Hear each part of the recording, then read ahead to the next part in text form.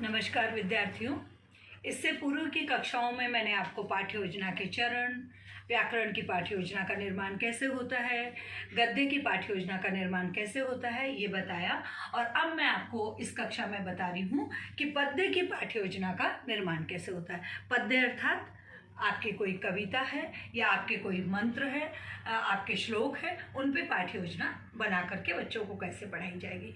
सबसे पहले हम उनको सामान्य उद्देश्य लिखेंगे। सामान्य उद्देश्य हिंदी भाषा के होंगे, जिसमें आपके वही सामान्य उद्देश्य आ जाएंगे। शब्द भंडार में वृद्धि करना, हिंदी के प्रति रुचि उत्पन्न करना, तार्किक क्षमता का विकास करना, स्मरण शक्ति को बढ़ाना और विद्यार्थियों में रचनात्मक वृत्ति को बढ़ाना, ये हमारे सामान्य उद्देश्य हो गए। विशिष्ट उद्देश्य में जो हम जिस कविता को पढ़ा रहे हैं उस कविता पर आधारित विशिष्ट उद्देश्य होते हैं। आज मैं आपको पढ़ा रही हूँ कारगिल का शहीद। कारगिल का शहीद पढ़ा रही हूँ तो उसमें हम विशिष्ट उद्देश्य ले लेंगे कि शहीद के बारे में विद्यार्थियों को बताना, शहीद देश के लिए किस तरह से अपनी जान को निछावर कर देते हैं इस तरह बताना, और शहीद के प्रति सम्मान की भावना को विकसित करना, ये हमारे विशिष्ट उद्देश्य हो गए। सहायक सामग्री में आपकी पाठ्य पुस्तक आ गई। आप एक शहीद का चित्र भी ला सकते हैं। श्याम पट श्वेत पट हो गया और आपकी चौक हो गई। उसके बाद में आ गया पूर्व ज्ञान पर आधारित प्रश्न, यानी आप जांचना चाहते हैं कि पहले की कक्षाओं में विद्यार्थी ने जो पढ़ा वो उसे याद है ही नहीं। आपने विद्यार्थी से पहला प्रश्न किया कि क्या आपने कभी किसी शहीद को देखा है। विद्यार्थी कहेंगे हाँ, किसी ने टेलीविजन पे, किसी ने घर में, किसी ने पड़ोस में शहीद को देखा है।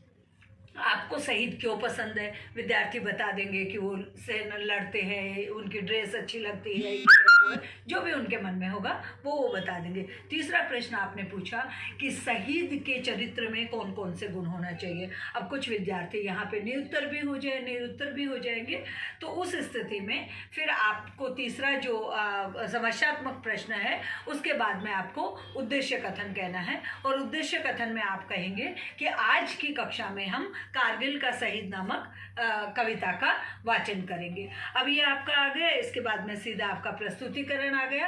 और प्रस्तुतिकरण जब आप करते हैं तो सबसे पहले प्रस्तुतिकरण में, इसमें भी जैसे गद्य की पाठ्य योजना में आदर्श वाचन होता है, वैसे ही पद्य की पाठ्य योजना में भी आदर्श वाचन होता है। तो जो छात्र, अध्यापक और अध्यापिका, जैसे मान लीजिए कि अभी मैं छात्रा अध्यापिका हूँ और मैं आपको पढ़ा रही हूँ, तो इसमें मैं आपको उस जो कविता है उसकी कुछ पंक्तियों को स्वर, लय, ताल, आरोह है, अवरोह है, इन सब के साथ में और गायन करके मैं आपको बताऊंगी। जैसे मान लीजिए मैंने कहा कि कदम बढ़े मदहोश हुआ, कदम बढ़े मदहोश हुआ जब नैन लड़े मृगनैनी से, मातृभूमि चित्कार उठी तुम आन बचाओ जल्दी से, माँ बाबा और बहना भैया, माँ बाबा और बहना भैया निकल पड़े सब आंगन में, तिलक लगाकर विदा किया तब उसकी सजी सुहागन ने। ये पंक्तियां मैंने कारगिल के शहीद कविता की वाचन करी।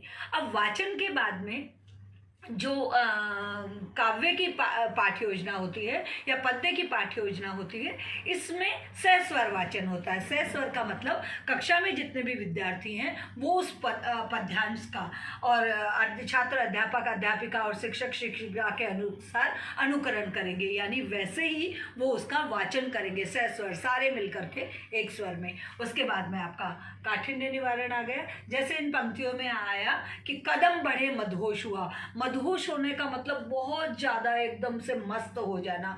तो इस तरह से जो जो शब्द आएंगे, कदम बढ़े मदहोश हुआ जब नैन लड़े मृगनैनी से, मृगनैनी यानी जैसे जिसकी मृग, हिरणी जैसी आंखें हो। तो ये जो कठिन शब्द आए इनको शाम पट पे आप वाक्य में प्रयोग करके, इनका अर्थ बता करके, इनका विलोम शब्द बता करके, पर्यायवाची शब्द बता करके, ये ताकि उस गद्यांश और पद्यांश का सरलीकरण हो जाए।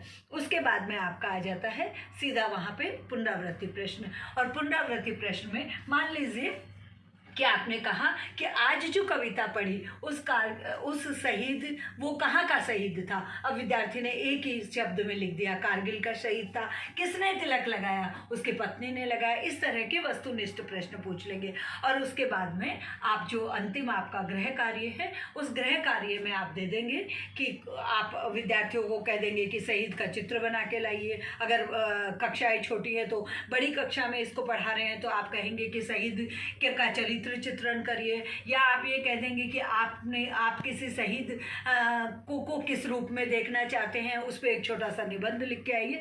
इस तरह से जिससे उसकी तार्किक क्षमता, स्मरण शक्ति और उसकी बौद्धिक क्षमता का विकास हो सके, ऐसे आप गृह कार्य दे देंगे। और आज इसी जो पद्य की पाठ्य योजना है, इसके साथ मैं अपनी इस कक्षा को समाप्त करती हूँ।